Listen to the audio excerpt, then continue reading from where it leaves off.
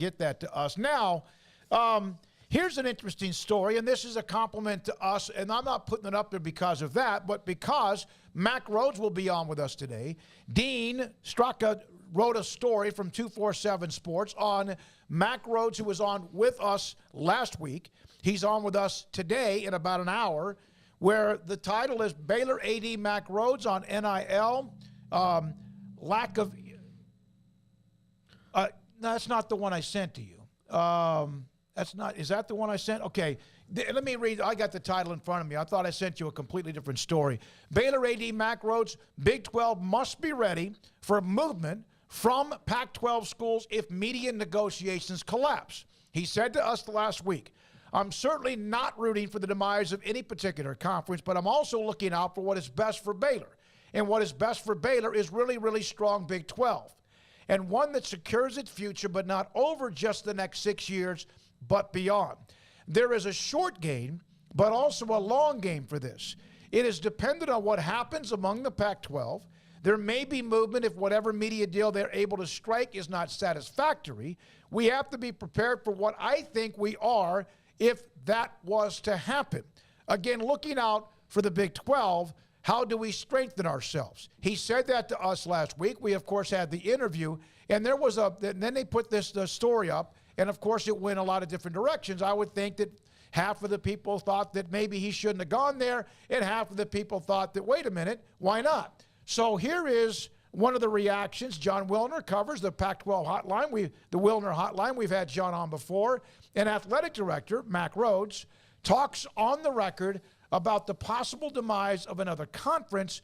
What a time to be alive.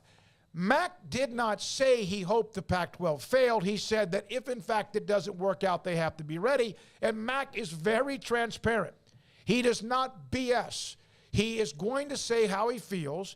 And I say that because about June of last year, George Kliavkoff, in an article, put up Pac-12's George Kliavkoff says on Big 12, we haven't decided if we're going shopping there yet or not. Now, this was also in response to the commissioner, Brett Yormark, maybe lobbing some grenades towards the Pac-12, which is actually how Kliavkoff mentioned that there was interest in other his teams in the Pac-12.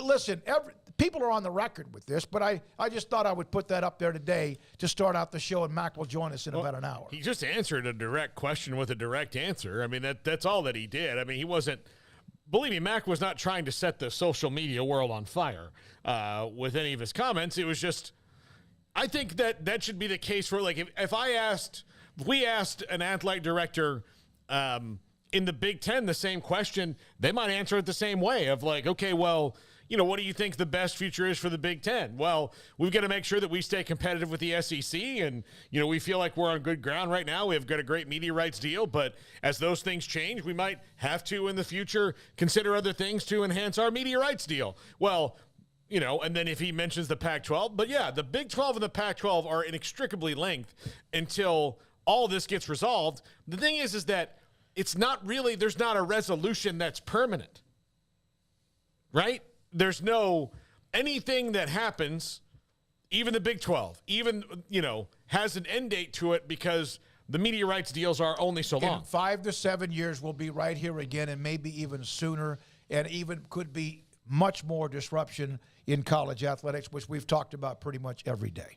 Well, I mean, that's just an interesting comment because I know those guys have to listen to some extent. I saw where I think Canzano said they're having Bob Thompson on here, you know, pretty soon. So I don't think Bob Thompson was, you know, just all across the country doing radio interviews prior to you contacting him and, you know, connecting with him. And he's been a great guest, and he was great just a few days ago. But, you know, clearly everybody's kind of sharing the same information ultimately. And the information that they're going to get is exactly what he told us the other day of like, hey, there's maybe not necessarily as many dire things out there as it's been projected by, you know, people who are sort of rooting for the worst to happen with the Pac-12, but let's not say it's all sunshine and rainbows either. Like, there are some grave concerns going on, and I think you're even seeing the tone change a little bit. Are you not? In, like, the last couple of days even of, like, people who were, this is all baloney, this is ridiculous, everything's fine, going all of a sudden, okay, there might be a little bit of an issue going on here. Like there might be, and so, people are coming to grips with like, yeah, this is actually, not something that's being overblown entirely. This is something that's taken far too long for what was originally expected.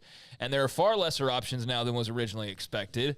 And, I would just say in terms of that tweet right there, I think that at some point, all due respect to John Wilner, who does a great job, covering the Pac-12, but I would imagine at some point he's had somebody in his mentions going, saying something about a story that he tweeted or posted, and he can tell pretty quickly that the person only read the headline, right? Yeah. Like, what, did you not read the article? And I'm pretty sure I saw Canzano say as much to Jason Shear, our Arizona buddy, as they continue to get into it over what's going on with the Pac-12.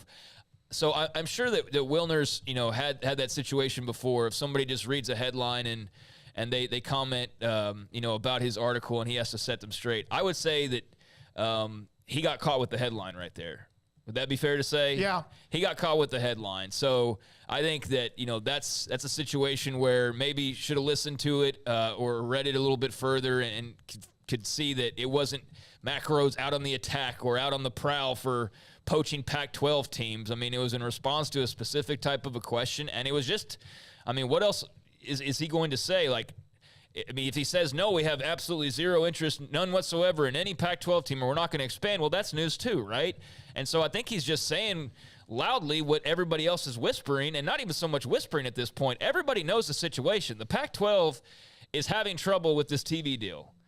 Even the most ardent Pac-12 supporters are finally going, okay, there's some concern starting to grow. Now, whether it's to the level of doomsday scenarios, I don't think we're anywhere close to that. I don't think that the Pac-12 is going to fall apart next week and the Big 12 is going to grow by another 4 schools. Like, I don't think we're there yet. But as each day passes by, there's a little bit more of like, okay, so now it's almost March and we've been doing this. And so, I think everybody's just a little uptight and wanting to know what's going to happen.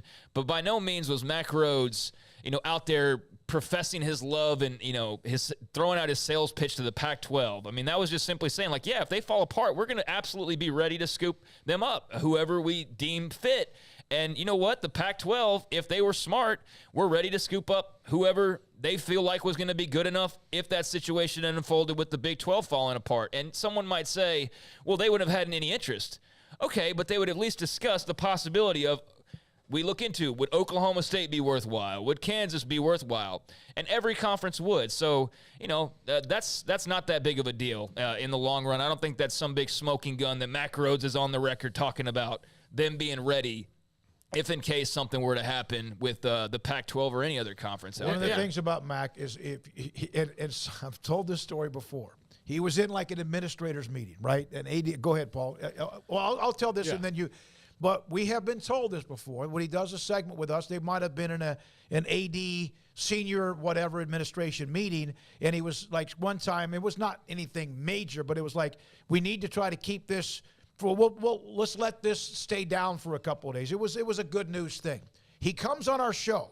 I happened to ask him about said whatever topic. He answered it. He goes back into the meeting, and some of the senior administrators like, what the hell? You told us to keep on this for a couple of days, and he basically said he asked. I'm not gonna be honest about it. And so, and there could be some political stuff in between, but Mack's not that way.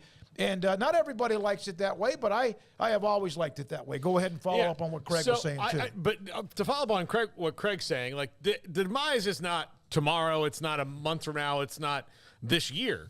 It's probably not, until a few years. But there's a couple of phases to this which could go, which you have to foresee the path. Like, ideally for the Pac-12, even though they're not going to get maybe as much money overall as they wanted to, they're not going to get $45 million a year or whatever they thought that they were worth. If they get 28 a year, and that's before the playoff revenue and all that stuff, so they get $28 million a year, and that might be pushing it just based on rumors. So, I'm being generous right now with that, but $28 million a year. Well, what happens is that, okay, everything's fine for right now, and then you go through a couple years, and you've got some schools that when their television numbers come back, they probably find themselves maybe like in Oregon and Washington in a similar situation to at least maybe not overall numbers wise, but Oregon and Washington's games might be doing really well for the Pac-12, and then the other ones might not be because they're not right now, right?